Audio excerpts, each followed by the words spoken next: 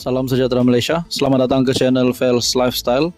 Dalam satu artikel yang sangat mengejutkan, disahkan dalam satu platform media sosial rasmi dari Facebook, laman Facebook Istana Negara, 9 Julai 2023. Kebawah Duli Yang Maha Mulia Seri Paduka Baginda Yang di-Pertuan Agong dan Seri Paduka Baginda Raja Permaisuri Agong menzahirkan ucapan takziah kepada seluruh keluarga mantan pengerusi Asia Berhad Datuk Pahamin Rajab yang telah kembali ke Rahmatullah semalam pada 8 Julai 2023. Ini pasti satu pemergian mengejutkan seluruh rakyat Malaysia, terutamanya kepada kepimpinan politik dan kepimpinan kerajaan dan kepimpinan pembangkang dari seluruh Malaysia. Seri Paduka Baginda berdua menzahirkan rasa duka cita dengan pemergian Allahyarham dan menzahirkan harapan agar seluruh keluarga Allahyarham sabar dan tabah menghadapi dugaan serta suasana sedih dan pilu ini. Seri Paduka Baginda berdua mendoakan agar roh Allahyarham dicucuri rahmat. Seri Paduka Baginda berdua menghargai jasa, khidmat dan bakti Allahyarham kepada negara.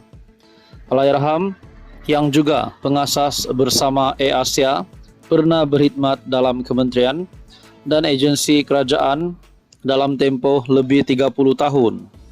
Allahyarham pernah berkhidmat sebagai Ketua Pengarah Jabatan Pengangkutan Jalan JPJ bermula tahun 1974 sehingga 1998. Allahyarham juga pernah menyandang jawatan Ketua Setiausaha Kementerian Perdagangan Dalam Negeri dan Hal Ehwal Pengguna dari tahun 1998 hingga 2001. Allahyarham Pahamin turut memegang jawatan penting dalam beberapa syarikat termasuk LNG Resource Berhad, For Life Research Sendirian Berhad, dan Mediscreen Sendirian Berhad. Ini pasti satu pemergian yang mengejutkan ramai.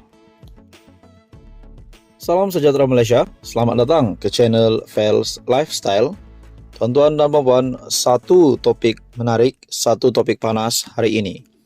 Dalam satu artikel dari biharian.com, polis akan siasat Abdul Hadi berhubung hantaran perkauman di Facebook. Polis akan menjalankan siasatan ke atas Presiden PAS Tan Sri Abdul Hadi Awang mengikut Akta Hasutan 1948.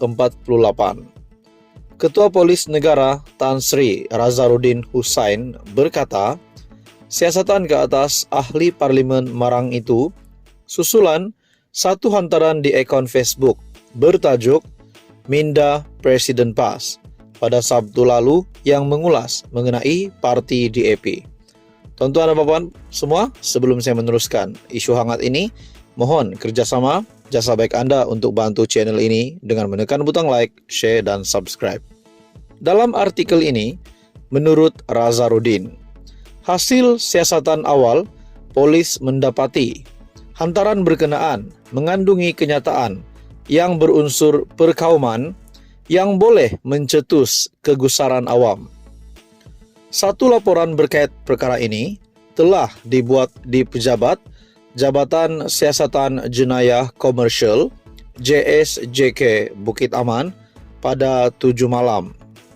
Siasatan akan dikendalikan oleh Unit Siasatan Jenayah Terkelas USJT Bahagian D5 Jabatan Siasatan Jenayah Bukit Aman, katanya kepada BH.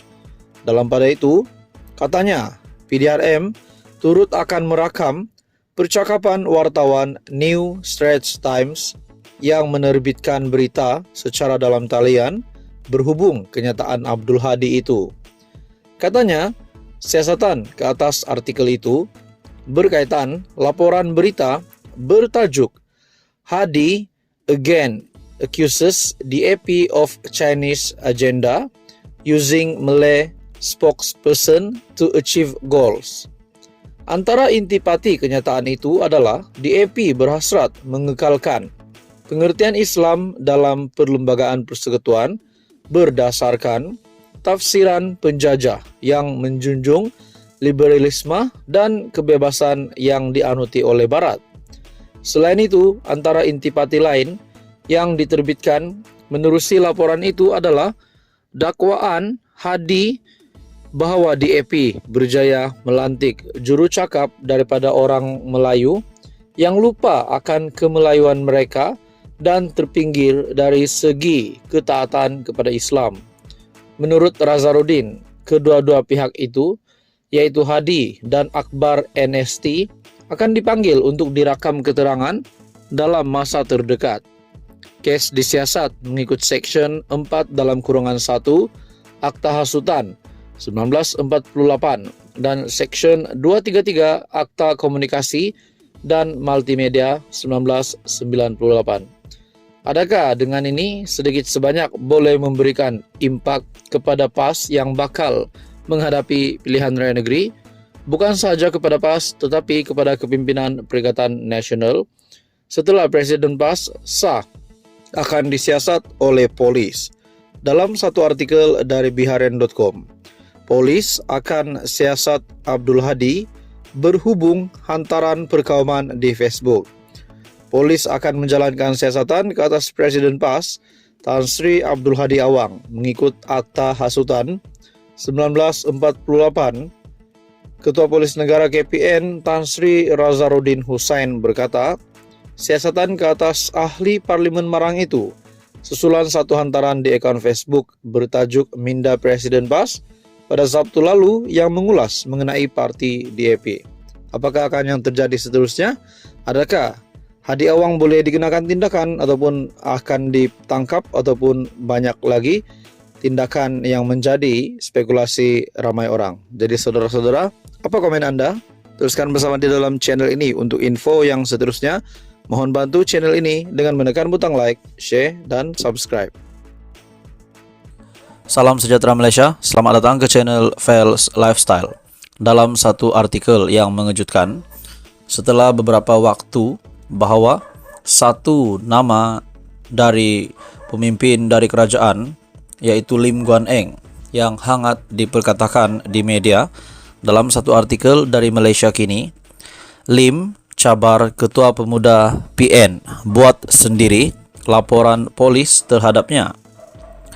Pengerusi kebangsaan DAP Lim Guan Eng mencabar Ketua Pemuda Perikatan Nasional Ahmad Fadli Syari supaya membuat sendiri laporan polis terhadapnya dan bukan meminta anak-anak buahnya berbuat demikian.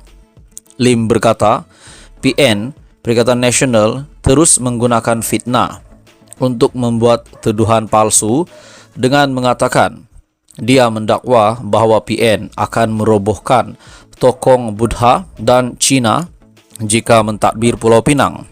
Kata Lim, ucapan asalnya dalam bahasa Mandarin itu diterjemahkan secara salah oleh portal Malaysia Now berdasarkan laporan China Press. Ahmad Fadli terus berani untuk tampil, membuat laporan polis terhadap saya dan tidak hanya membiarkan anak-anak buahnya menghadapi kemungkinan melakukan jenayah dengan membuat laporan polis palsu. Ahmad Fadli ingin mengarahkan Jentera Pemuda Perikatan Nasional di seluruh negara untuk membuat laporan polis terhadap saya berdasarkan fakta yang palsu. Mereka boleh dianggap melakukan satu jenayah, yaitu membuat laporan polis palsu di bawah Seksyen 182 Kanun Keseksaan. Ahmad Fadli secara berterusan telah membuat serangan politik dan pribadi yang biadab dan tidak berakhlak berdasarkan fitnah jahat ini oleh Malaysia Now, katanya dalam satu kenyataan. Lim sebelum ini, dalam artikel ini, semalam Lim menafikan dia membuat tuduhan bahawa PN akan merobohkan tokong Buddha dan Cina di Pulau Pinang jika mengambil alih kerajaan negeri. Bekas Ketua Menteri Pulau Pinang itu berkata, ucapannya dalam bahasa Mandarin telah diputarbelitkan oleh Malaysia Now bagi memberi gambaran sedemikian. Dia menjelaskan bahawa ucapannya sebelum ini merujuk kepada kes tempat sembayang Hindu di Kedah yang dirobohkan pada Julai 2020. Dalam kenyataannya, Lim juga menegaskan yang China Press telah mengeluarkan kenyataan dengan mengatakan bahawa Malaysia Now telah tersilap menterjemah berita berkenaan. China Press menyiarkan satu laporan khas bahawa Malaysia Now tersilap dalam terjemahan laporannya kerana saya tidak pernah menyebut tokong Cina ataupun Buddha dalam ucapan saya. Ini mengesahkan kenyataan saya semalam bahawa ucapan bahasa Mandarin saya telah diputarbelitkan. Dalam satu artikel dari Malaysia Kini, Lim cabar Ketua Pemuda PN buat sendiri laporan polis terhadapnya bertarikh Julai 9, 2023.